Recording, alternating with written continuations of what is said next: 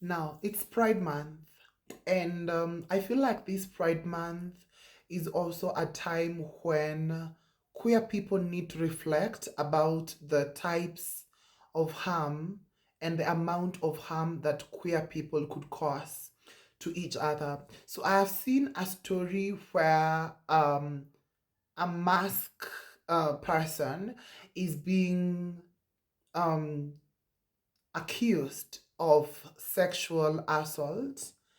And I have listened to the story, I have seen the story on Facebook, I read through the story. Mira Arts Production also released a statement in response to that. And this is what I want to say.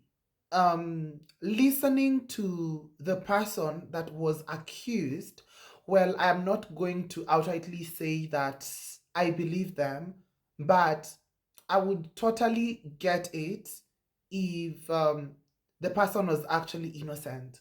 And I'm going to step away from that. So, a few years ago, it is actually years, a few years ago, I was working with an organization. Now, the backstory is this is also the same organization where my partner used to work. And our stories are kind of very similar, yet very different, in that we were relieved of our duties in a manner that was actually not provided for under the contract. But for whatever reason, these people were able to get away with it. What happened? In my own case, I had issues with the safeguarding policies document.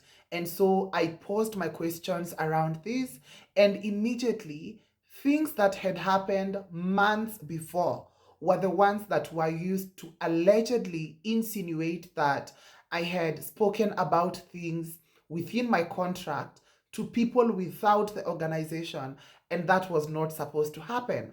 What were these things?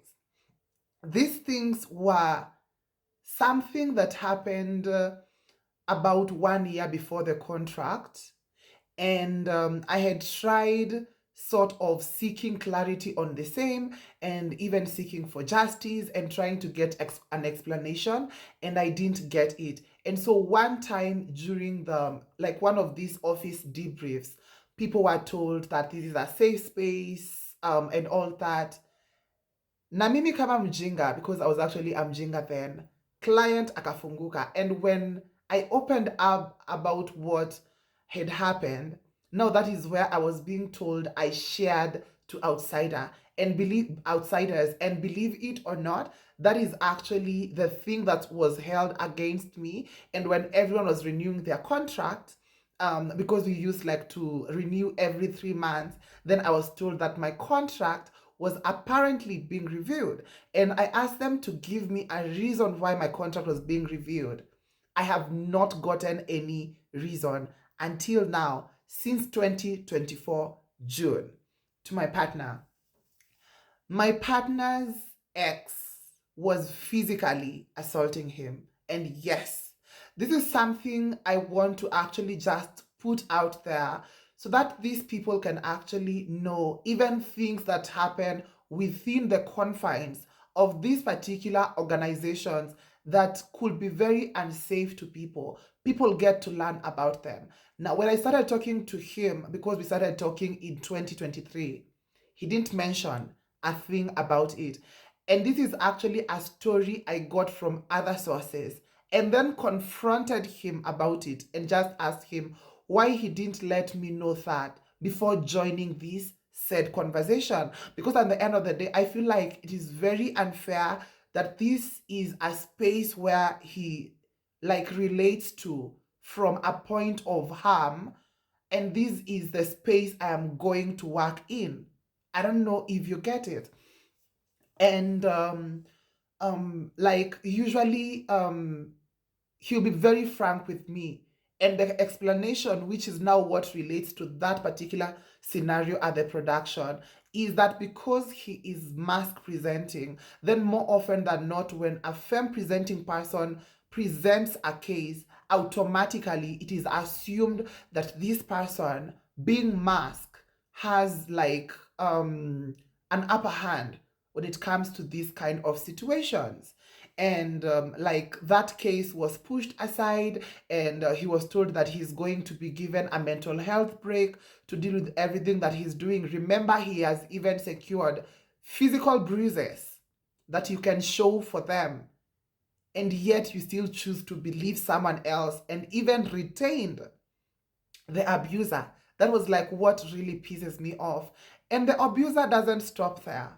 When you think it ends at that, last year I made a video and I was just saying that one of my partner's exes is actually coming for me. It was actually that particular bitch.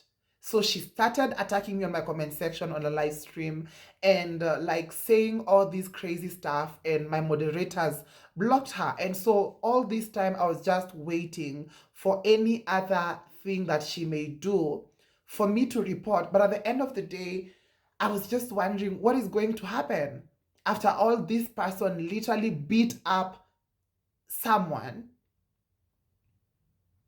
and nothing was done.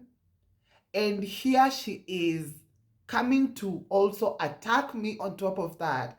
And of course, nothing will be done. And more often than not, it's because with these particular safe spaces, it is about who they believe, or about who is their favorite, or about who they have their best interest at heart.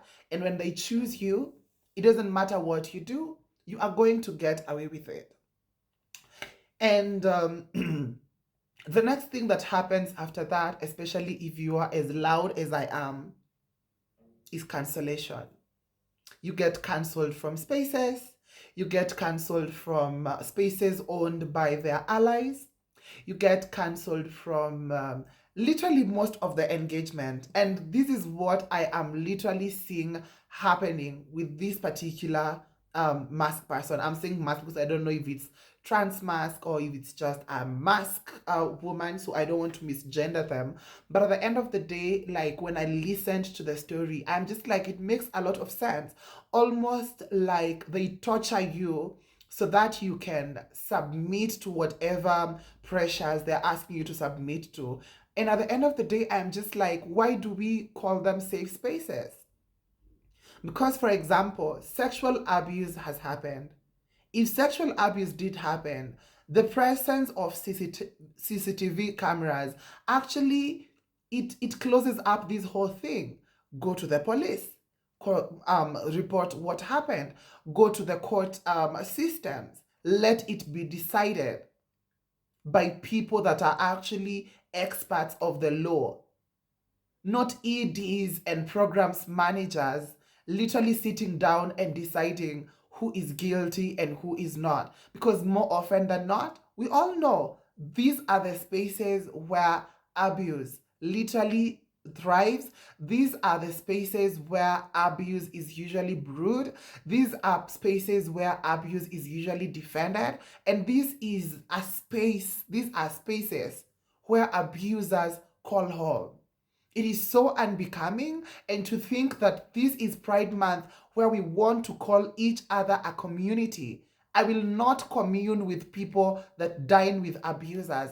I will not commune with people that literally sit down, sing to it, that people that are crying for justice are being silenced. That same 2024, I remember, was when a friend of mine was literally physically assaulted in a safe shelter affiliated to quite a number of trans organizations, and nothing was done.